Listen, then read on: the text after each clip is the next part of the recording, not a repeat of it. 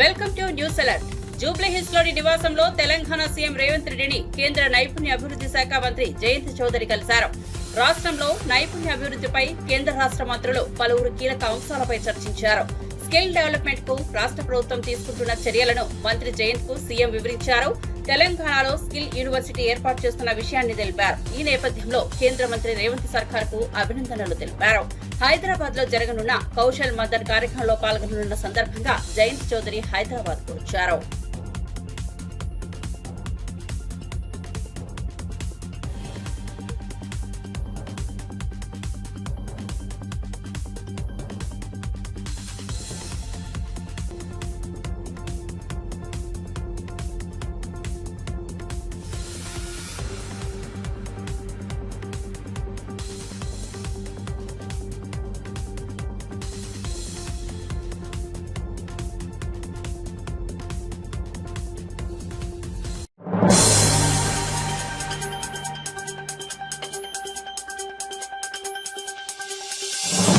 అహ్మదాబాద్ విమాన ప్రమాదంపై కేంద్ర మంత్రి రామ్మోహన్ నాయుడు తీవ్రంగా విమర్శించిన ప్రజాశాంతి పార్టీ అధ్యక్షుడు కేఏ పాల్ ఆయన తక్షణమే రాజీనామా చేయాలని డిమాండ్ చేశారు. విమానయాన శాఖను నిర్వహించేందుకు రామ్మోహన్ కు అనుభవం లేదని, ఇలాంటి కీలక శాఖ బాధ్యతల నుంచి ఆయనను తప్పించాల్సిన అవసరం ఉందన్నారు. గతంలో చిన్న ప్రమాదాలకే కేంద్ర మంత్రులు రాజీనామా చేసిన ఉదాహరణలు ఉన్నాయని గుర్తు చేశారు. ఈ ఘోర ఘటనకు కేంద్ర ప్రభుత్వం పూర్తిగా బాధ్యత వహించాల్సిన పరిస్థితి ఏర్పడిందన్నారు.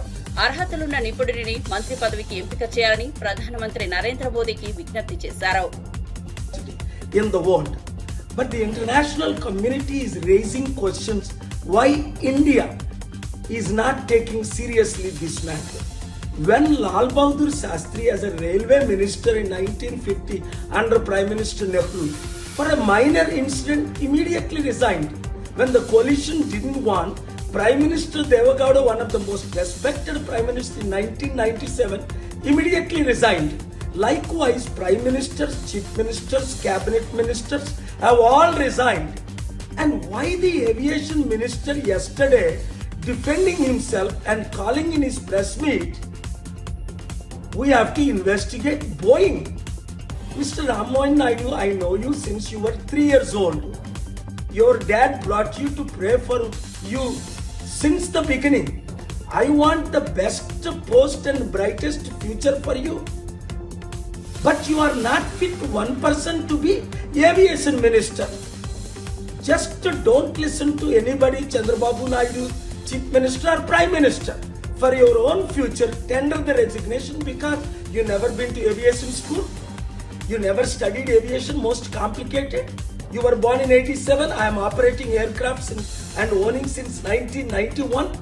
With experience, I am saying, Boeing produced thousands of aircrafts. American president uses 747. I use the same 747 SP. 787, 1116 are in operation by every major airline in the world. Not one plane crashed. Why now? Why in Ahmedabad? Why in India? Why Sarah Adams tweeted 3 days before the accident crash that Al-Qaeda South is planning? Did you know that? Did you investigate? What is the job of aviation minister? Investigating, examining airports, investigating airlines and make sure they run smoothly. That's your job, but you're not fit for that. Prime Minister Modi ji, immediately offer him much better position and accept his resignation, and please listen to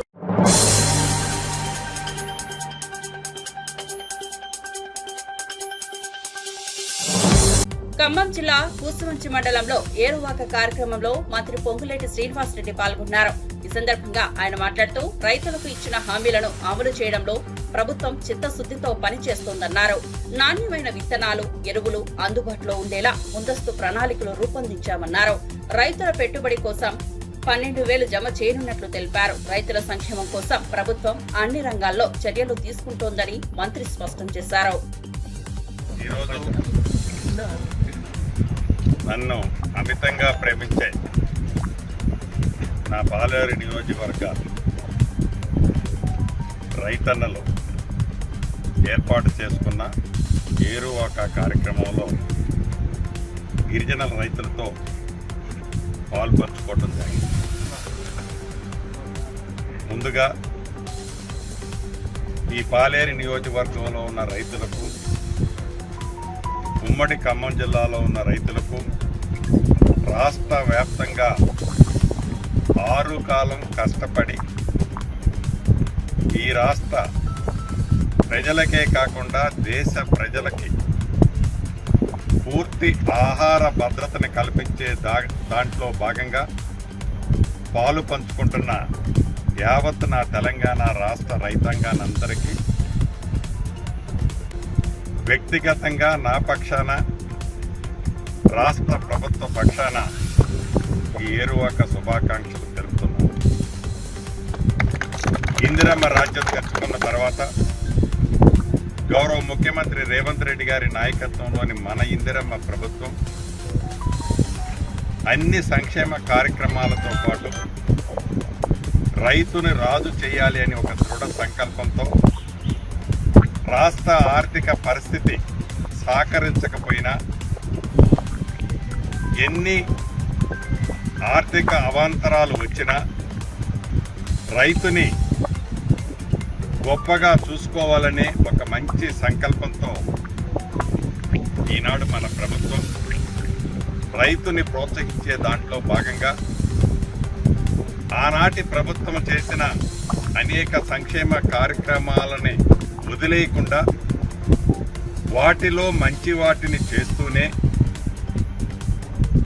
Indiramma ప్రభుత్వం వస్తే ఏవైతే రైతన్నలకి భరోసా ఇచ్చామో ఇచ్చిన ప్రతి భరోసాని చిత్తశుద్ధితో ఒకరోజు వెనక ముందైనా రాష్ట్ర ఆర్థిక పరిస్థితుల కారణంగా కొద్దిగా ఇబ్బందులు పడ్డా చెప్పిన ప్రతి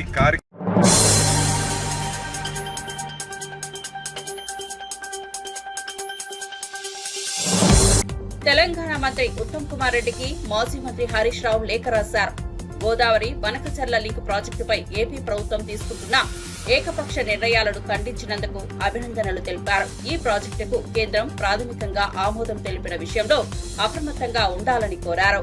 సమాచారం ఇవ్వకుండా విభజన చట్టాన్ని ఉల్లంఘిస్తూ టెండర్లను దారితీసే చర్యలు తీసుకోకుండడం రాష్ట్రానికి నష్టం చేస్తోందన్నారు. రాష్ట్ర ప్రయోజనాలను కాపాడేందుకు వెంటనే అఖిలపక్ష సమావేశం లేదా ప్రత్యేక శాసనసభ సమావేశం నిర్వహించాలని హరీష్ రావు సూచించారు. కేంద్ర జలశక్తి మంత్రితో అపెక్స్ కౌన్సిల్ సమావేశాన్ని నిర్వహించేందుకు ఒత్తిడి చేయాలని విజ్ఞప్తి చేశారు.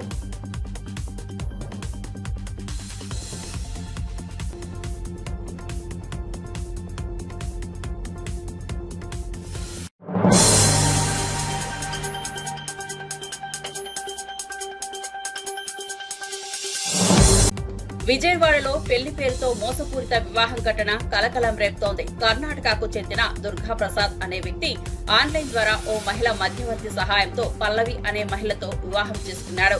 పెళ్లి సమయంలో పల్లవి కుటుంబానికి 4.5 లక్షల రూపాయలు ఇచ్చాడు. వారం క్రితం దుర్గమ్మగుడిలో ఘనంగా వివాహం జరిగినా ఆ తర్వాత పల్లవికి అప్పటికే పెళ్లై ఓ బిడ్డ ఉందని బయటపడింది.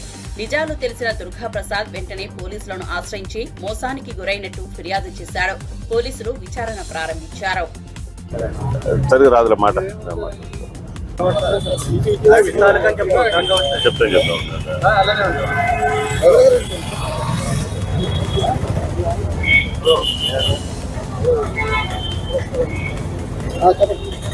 కర్ణాటక గంగావతి. ఇక్కడ విజయవాడ తీసుకొచ్చి మమ్మల్ని మోసం చేశారు బ్రోకర్లందరూ కలిసి. ఇక్కడ కృష్ణలంక ఏరియా తీసుకొచ్చి అమ్మాయి ఉన్నంచి నుంచి మమ్మల్ని మోసం చేశారు బ్రోకర్లందరూ కలిసి. పెళ్లి చేసి అదే 5వ తారీఖు పెళ్లి అయింది మాది. నేను చెప్తానండి. మాది కర్ణాటక కొప్పల జిల్లా గంగావతి తాలూకా దేవీ క్యాంపు. ఇక్కడికి ఒక అమ్మాయి ఉందని కుటుంబం పంపించారు. మేము చూస్తాకు వచ్చాము. కృష్ణనగర్ అని అక్కడ ఒక దుక్కున ఫేక్ చేసి ఒక అమ్మాయిని ఒక తల్లిగా సృష్టించి చూపించారు. చూపించాక ఆధార్ కార్డు కాపుల అమ్మాయి అని చూపించారు మాకు ఫేక్ చేసి. 5వ తారీఖుని పెళ్ళయింది. అయాలా 50,000 ఇచ్చాను చూపించున్నాడు. మళ్ళీ 3,50,000 పెళ్ళైనాడు ఇచ్చాము.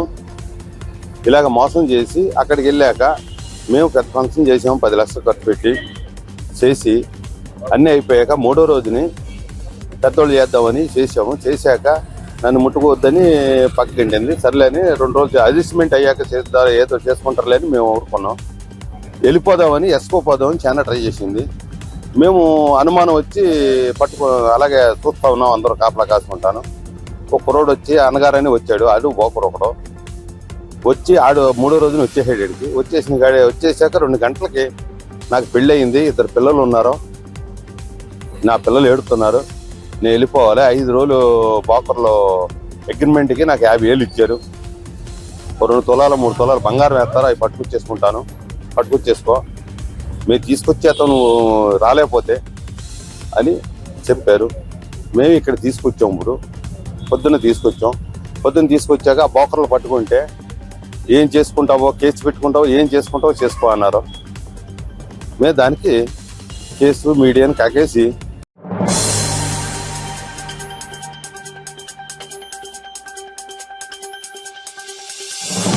తిరుమల శ్రీ వెంకటేశ్వర స్వామిని రాష్ట్ర వ్యవసాయ శాఖ మంత్రి కింజరపు అచ్చెన్నాయుడు దర్శించుకున్నారు. కుటుంబ సభ్యులతో కలిసి స్వామివారి సేవలో పాల్గొన్న ఆయన ప్రత్యేక ప్రవేశ దర్శన టికెట్ ద్వారా ఆలయంలోకి ప్రవేశించారు. అనంతరం రంగనాయకుల మండపంలో అర్చకులు వేద ఆశీర్వచనాలతో స్వాగతం పలికారు. అనంతరం ఆయనకు తీర్థ ప్రసాదాలు అందించారు. రాష్ట్రంలో మంచి వర్షాలు పడాలని, రైతులకు వ్యవసాయ కార్యకలాపాలు విజయవంతంగా సాగిపోవాలని స్వామివారిని ప్రార్థించాలని మంత్రి మీడియాతో తెలిపారు. టీటీడీ అధికారులు దర్శన ఏర్పాట్లను పర్యవేక్షించారు.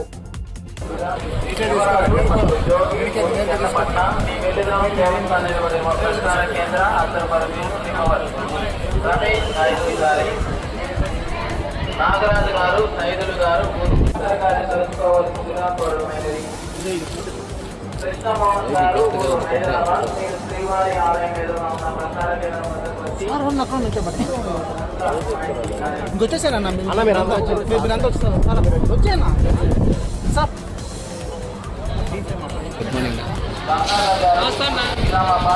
శ్రీవారి ఆలయం.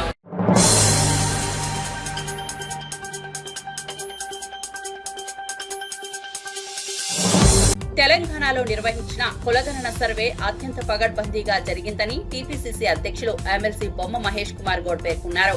సమాజంలో అన్ని వర్గాల ప్రాతినిధ్యం సక్రమంగా ఉండేందుకు ఈ సర్వే కీలకమని అన్నారు. తెలంగాణలో నిజమైన సామాజిక న్యాయం సాధించాలంటే డేటా ఆధారంగా విధానాలు రూపొందించాల్సిన అవసరం ఉందన్నారు. ప్రజలు చురుగ్గా పాల్గొనడం సర్వే విజయానికి కారణమని అభినందించారు. భవిష్యత్తులో ప్రభుత్వ విధానాలు ఈ గణాంకాల ఆధారంగా నిర్ణయిస్తామని తెలిపారు. అన్ని ప్రాంతాల్లో ప్రశాంత వాతావరణంలో సర్వే ముగియడం శుభసూత్రంగా అభివర్ణించారు.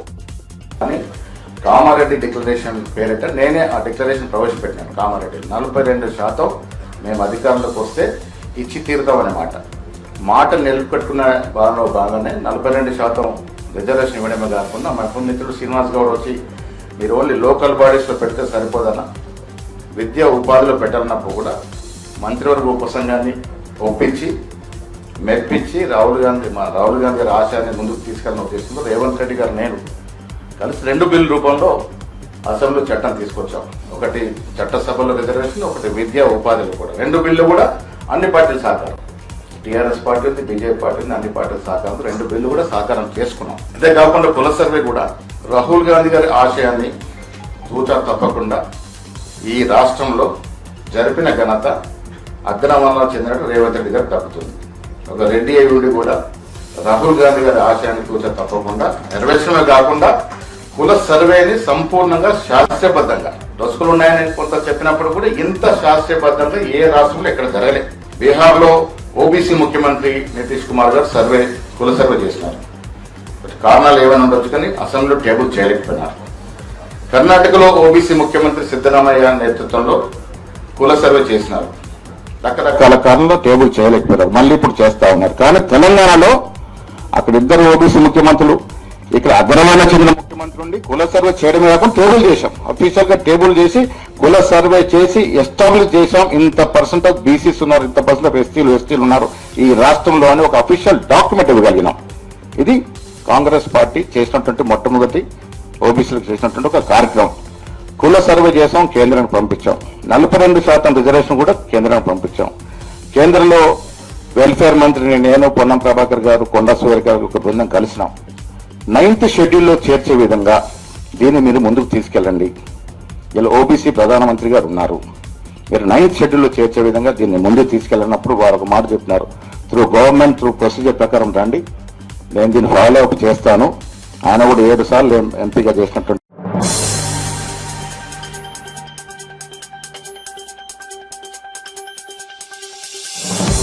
తెలంగాణలో కాంగ్రెస్ ప్రభుత్వ వైఫల్యాలపై బీజేపీ నేతలు మౌనం పాటిస్తున్నారని మాజీ మంత్రి సింగిరెడ్డి నిరంజన్ రెడ్డి ఆగ్రహం వ్యక్తం చేశారు.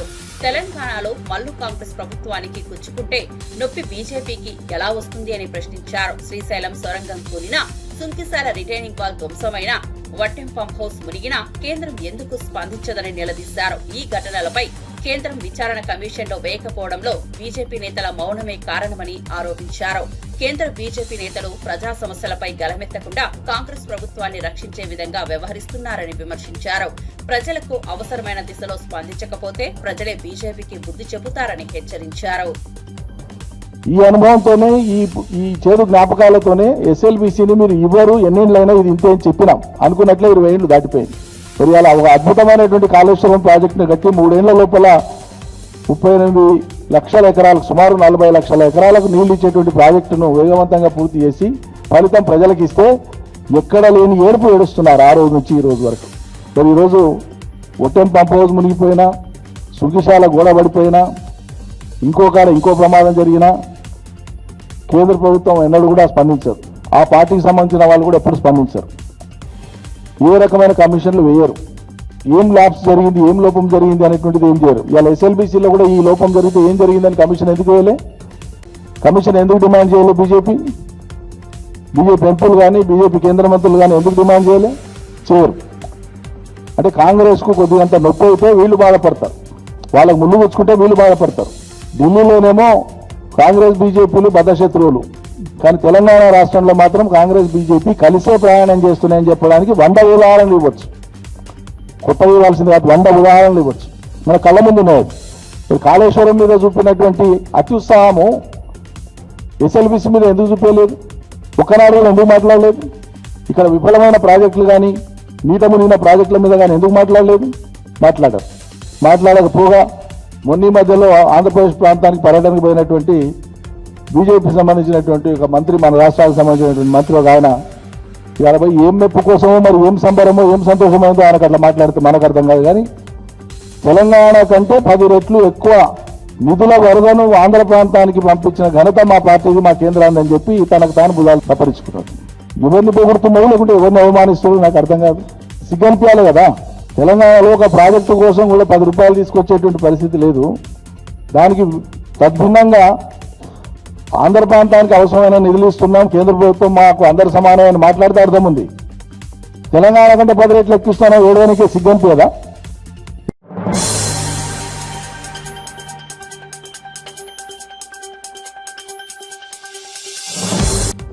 భద్రకాళి చెరువు మరమ్మతుల పనులను కాంగ్రెస్ ప్రభుత్వం కేవలం కమిషన్ల కోసమే ఆలస్యం చేస్తోందని మాజీ ఎమ్మెల్యే దాస్యం వినయ్ భాస్కర్ ఆగ్రహం వ్యక్తం చేశారు. ప్రజలకు అవసరమైన పనులు వేగంగా చేయకుండా అవినీతికి తల వంచేలా ప్రభుత్వ యంత్రాంగం పనిచేస్తోందని విమర్శించారు. చెరువు పరిసరాల్లో భద్రతా లోపాలు ఉన్నా వాటిని పరిష్కరించే ప్రయత్నం కనిపించడం లేదన్నారు. వారంగా పనులు నెమ్మదించడంలో ఉన్న అసలైన కారణం కమిషన్ల కోసమేనని ప్రజల మధ్య స్పష్టమవుతోందని వ్యాఖ్యానించారు. ఇది జలవనరులపై ప్రభుత్వ నిర్లక్ష్యానికి నిదర్శనమని చెప్పారు. వెంటనే 100 కోట్లు, అదేవిధంగా 180 కోట్లు కూడా ఈ భద్రకాళి చెరువు మరమ్మతు, అదేవిధంగా నాలాలు రివిట్మెంట్ అన్ని కూడా అభివృద్ధి కోసము అడ్మినిస్ట్రేషన్ శాంక్షన్ కూడా ఇచ్చింది. కొన్ని పనులు కూడా అయ్యే క్రమంలో ఎన్నికలు వచ్చినాయి.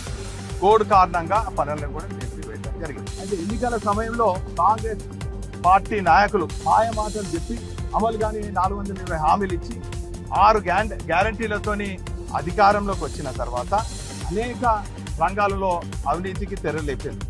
అందులో భాగంగా మరి భద్రకాళి చెరువులో కూడా పూడికతీత పేరుతోని, సుందరీకరణ పేరుతోని అవినీతికి తెరలేపింది. ఈ టెండర్లు మేము దక్కించుకోవాలని మంత్రులు, ఈ టెండర్లు మేము దక్కించుకోవాలని ఎంపీ, ఈ టెండర్లు మేము దక్కించుకోవాలని ఎమ్మెల్యే, ఈ టెండర్ మేము దక్కించుకోవాలి పర్సెంటేజ్ రావాలని మేయర్, అందరి మధ్యలో సమన్వయం లేక మరి కొంత ఆలస్యమైంది.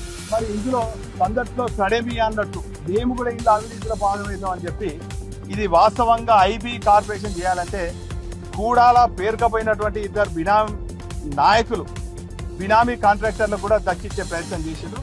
చివరికి మరి అనుకున్న రీతిలో మరి మంత్రులు కనుసైగల్లో కాంట్రాక్ట్ వచ్చిందా లేక కూడా అధికారులకు బినామీగా ఉన్నటువంటి కాంట్రాక్టర్ మాత్రము కాంట్రాక్ట్ వచ్చింది.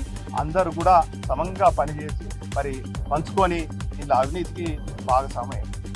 ఈ సందర్భంగా మరి ఎందుకు పనులు లేట్ అవుతున్నాయని చెప్పి నేను అడుగుడు కాదు, చాలా రోజుల కింద అనేక పత్రికలు కూడా ఇచ్చేసినాయి. ఇది ఆంధ్రజ్యోతి, ఇది ఇంకొక పత్రిక, ఇంకా చాలా క్లిప్పింగ్స్ తీసుకురాలేదు. మరి ఈ సందర్భంగా సీనాలను కూడా వరంగల్ ప్రజలు ప్రశ్నిస్తున్నారు. సీనాలను ఇన్నిసార్లు రివ్యూ చేసినావు, ఇన్నిసార్లు వరంగల్కి వచ్చినావు, నువ్వే కదా జూన్ 15కు పనులన్నీ కూడా పూర్తిగతీతల పనులు అవుతాయి, మరి సుందరీకరణ పూర్తి అవుతుంది అని చెప్పి నువ్వే కదా మన రివ్యూ చెప్పింది. ఇక కరెక్ట్ గా 24 గంటలు లేదు, ఏం పనులైనాయి? దయచేసి పత్రికా విలేకరులకు, కెమెరామెన్లకు విజ్ఞప్తి చేస్తున్నా, ఏం పని అయింది ఇక్కడ? ఐబీ అధికారులను అడిగితే ఈ డీసిల్టింగ్ ఎంత లోతు తీయాలంటే జవాబు చెప్పరు. అదే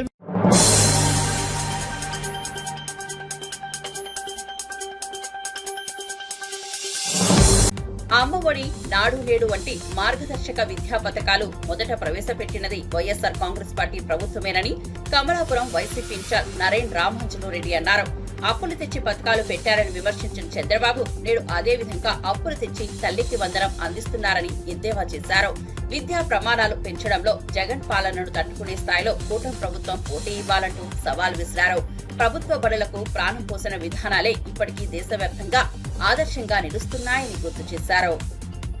40,000 స్కూళ్లకు దాదాపు 15,000 కోట్ల రూపాయలు ఆయన వెచ్చించడం జరిగింది. దానివల్ల స్కూళ్ళన్నీ డెవలప్ అయ్యి దానికి ఒక పెయింటింగ్ కావచ్చు, దానికి ఎక్కడన్నా రూములు లేకుంటే రూములు వేయడం కావచ్చు, స్కూల్స్ అంతా కూడా ఒక ఆహ్లాదకరమైన వాతావరణానికి తీసుకొచ్చే దానికోసం ఆ డబ్బు ఖర్చు పెట్టారు. మరి మీరు దాంట్లో పోటీ పడాలా? మేము ఎందుకు 14 సంవత్సరాలు సీఎం గా ఉండి మేము నాడు నేడు కార్యక్రమం ఎందుకు పెట్టలేదు అని పోటీ పడాలి. నాడు నేడు కార్యక్రమమే కాకుండా స్కూలుకు పోయినటువంటి మొట్టమొదటి రోజునే పిల్లవాళ్లకు పుస్తకాలు, వాళ్లకు బట్టలు, వాళ్లకు సాక్సులు, షూస్, బెల్ట్ అన్ని కూడా గత ప్రభుత్వంలో, బ్యాగ్ అన్ని కూడా గత ప్రభుత్వంలో ఇచ్చేవి. మరి మీరు 14 సంవత్సరాలు సీఎం గా ఉన్నప్పుడు అవి ఎందుకు చేయలేదు అనేది మీరు దాంతో పోటీ పడాలా. అలా అది ఒక పక్కన పెడితే మంచి మెను, పిల్లవాళ్లకు పౌష్టిక ఆహారంతో కూడినటువంటి మెను, రోజుకొక మెను పెట్టి జగన్మోహన్ రెడ్డి గారు పెట్టారు. మరి మీరు గతంలో ఎందుకు పెట్టలేదు? అది దాంట్లో మీరు పోటీ పడాలా. అదే కాకోకుండా ఇంగ్లీష్ మీడియం ను ప్రవేశపెట్టడం కావచ్చు, అదే విధంగా సిబిఎస్ఈని తీసుకొని రావడం కావచ్చు. సిబిఎస్ఈ ఉంటే మన రాష్ట్ర పిల్లలు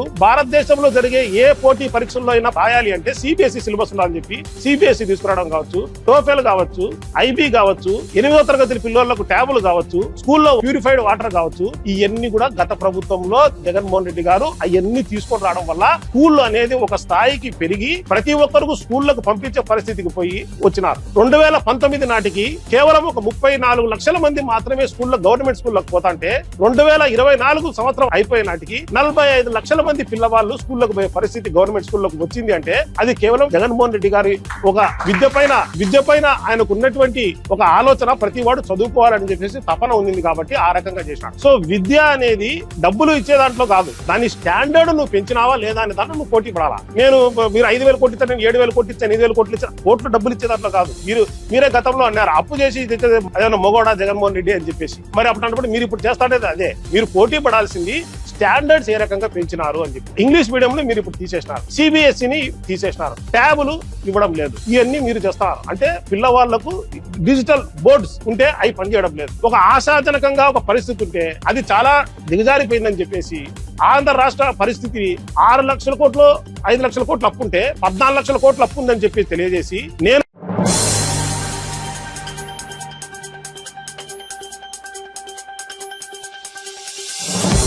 టీఆర్ఎస్ ప్రభుత్వ పాలనలో జరిగిన అవకతవకలపై జరుగుతున్న విచారణలపై కాంగ్రెస్ ఎంపీ చామల కిరణ్ కుమార్ రెడ్డి స్పందించారు.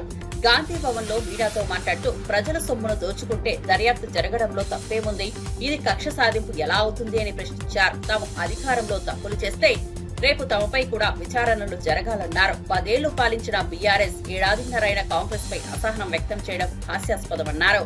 కేటీఆర్ కంటే మంచి ఇంగ్లీష్ మాట్లాడగల ప్రతిపక్ష నాయకులు ఉన్నా ఎవరూ బీఆర్ఎస్ ను విమర్శించలేదు. కానీ ఇప్పుడు ఆ కుటుంబం డ్రామాలు చేస్తోందని ఎద్దేవా చేశారు. నిన్న దయ్యాలు అన్నవారు ఇవాళ సెంటిమెంట్ వినిపించడం బీఆర్ఎస్ ఫ్యామిలీ డ్రామా ఎపిసోడ్లలో ఒక్కటేనని వ్యాఖ్యానించారు. 1000 crores అందుకే టీజేఎస్ఎఫ్ లో ఇవాళ జాయిన్ అయినటువంటి మిత్రులందరూ of students for the welfare of the students ఇవాళ ఏదైతే ప్రభుత్వం ఇస్తా అని చెప్పి ఇవ్వకుండా ఉందో దాని మీద ఖచ్చితంగా మనం కొట్లాడాలి. దానిలో ప్రధానంగా ఒకటి ఫీ రియంబర్స్మెంట్ అయితే, ఇంకొకటి రేవంత్ రెడ్డి గారు ప్రామిస్ చేసింది ఏంటంటే విద్యా భరోసా కార్డు ఫీజు కడతాం స్టూడెంట్స్ కి, దాంతో పాటు ఒక 5 లక్షలు క్రెడిట్ కార్డు లాగా ఇస్తాము ప్రతి స్టూడెంట్ కి, మీరు ఎక్కడంటే అక్కడ దాన్ని స్పెండ్ చేసుకోవచ్చు అని చెప్పి వాళ్ళు వాగ్దానం చేయడం జరిగింది. ఇవాళ టీజేఎస్ఎఫ్ నుంచి మనం గుర్తు చేయాలి మళ్ళీ ఒకసారి గవర్నమెంట్, మీరు ఈ ప్రామిస్ చేసిండ్రు, చెప్పినట్టుగా చేయండి అని గుర్తు చేయాల్సినటువంటి సందర్భం. టీజేఎస్ఎఫ్ అంటే ఒక మెరుపులాగా ఉండాలి, టీజేఎస్ఎఫ్ అంటే ఒక ఉరుములాగా ఉండాలి.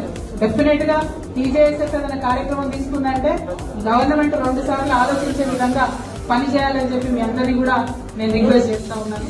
మరి మీ అందరికీ తెలుసు గవర్నమెంట్ ఏం మాట్లాడుతుంది. ఇవాళ మొన్ననే రేవంత్ రెడ్డి గారు ఏమంటారు, బీసీల కోసం 1.5 years నుంచి మనం జాగృతి నుండి ఫైట్ చేస్తున్నాం.